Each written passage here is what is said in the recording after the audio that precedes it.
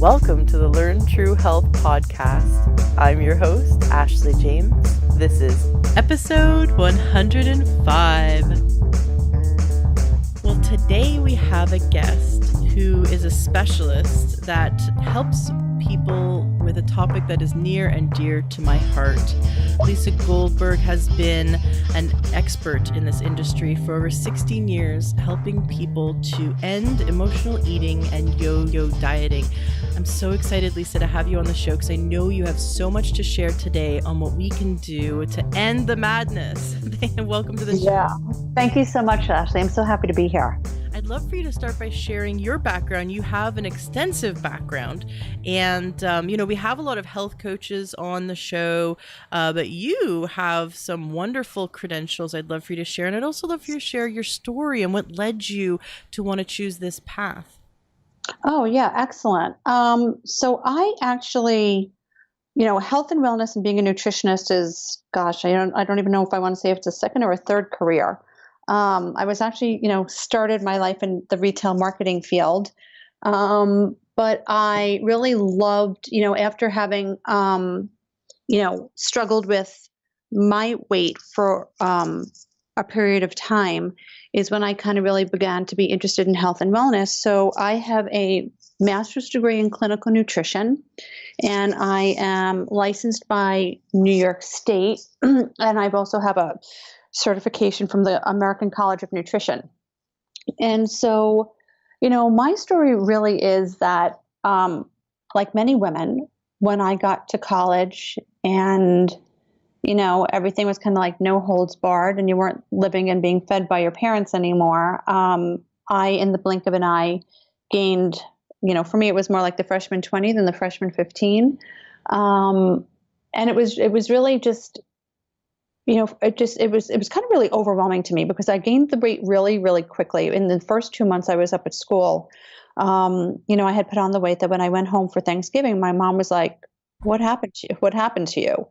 And so, that kind of began, my own personal struggle with, food and eating and going on and off a diet. And so, I had, gained and lost that same weight probably at least 3 times just my freshman year alone by going on like crazy, like shake diets and restrictive diets and only eating 3 or 4 food diets. And, that's kind of where my struggle started. And it was also where my interest in nutrition happened to have started as well, because I had never been on a diet before and I had to figure out, how do I lose this weight? And so, when I kind of figured it out before the end of my college years at school, but then I moved into the city and got 2 roommates, and then New York City, living here, as a 20-something-year-old, was a different playground than being at college, and it kind of started, my yo-yoing all over again. And so, together we all put on weight. Together every Monday we all went on a diet, and then, there was that cycle probably until I was somewhere in my 30s, and at some point I had, I was in my career of, in retail marketing, and then I kind of switched careers, and I was like, well, what do I want to do?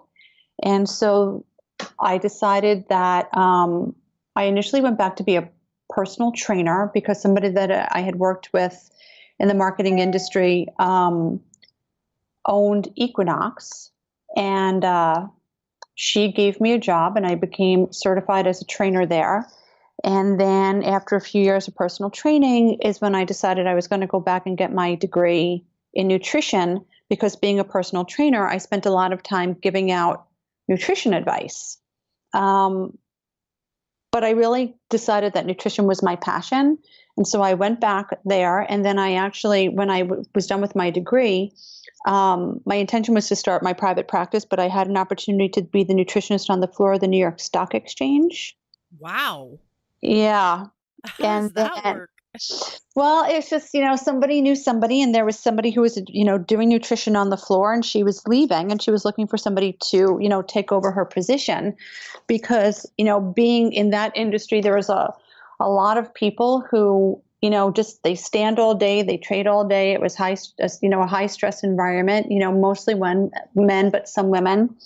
And there was a nutrition program there where if you were part of the program, you got served healthy lunches. So after a year of doing that and running that program, I got the idea that if just the people on the trading floor of the exchange ate so terribly and they needed help, there must be hundreds of traders around the city that needed help. So I started my own business called HealthCoach. And this was kind of before, this was, over 10 years ago, where not everybody was health coaching at the time. So HealthCoach seemed like an original company name. And so for 10 years, I delivered healthy lunches to traders outside of the New York Stock Exchange as well. And after the fall in 2008, since I was feeding, all of Wall Street, I kind of lost a lot of my business. And that's when I decided to really focus on my private coaching. And what I realized as I got back into more of the one-on-ones and I started doing it, on a regular basis and started to see more clients, that people didn't really struggle with what to eat. They really struggled more with why they were eating.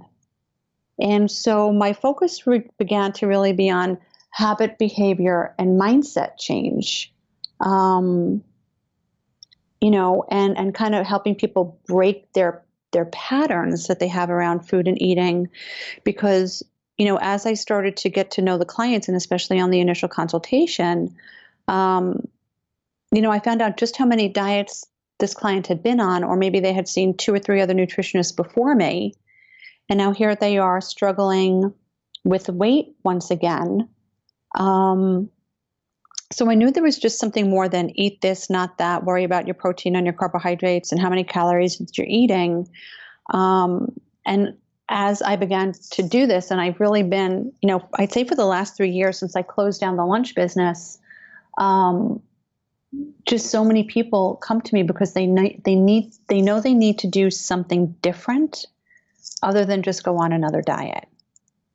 And so I really love what I do, because to really actually watch somebody transform and really change their life, and what I see when somebody does this, when they change how they think about food and they change their relationship with food, and not only changes their relationship with food, but it changes their relationship with themselves and with everything else in their life. I mean, my clients have said, I'm doing better at work, and everything is that much better in my life. My relationships are better.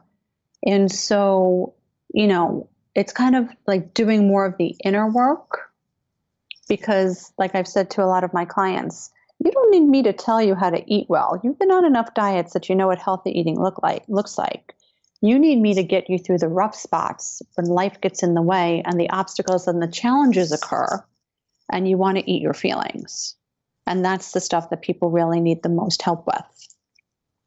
Right. So it's all about the mindset. And because our mindset is what's going to influence the choices we make, and the choices and whether we're going to eat, 5 plates of pasta or, right. or whether we're going to, have a regular meal. So how many people, you see so many clients, what percentage of people do you think, have emotional eating as something that they're dealing with?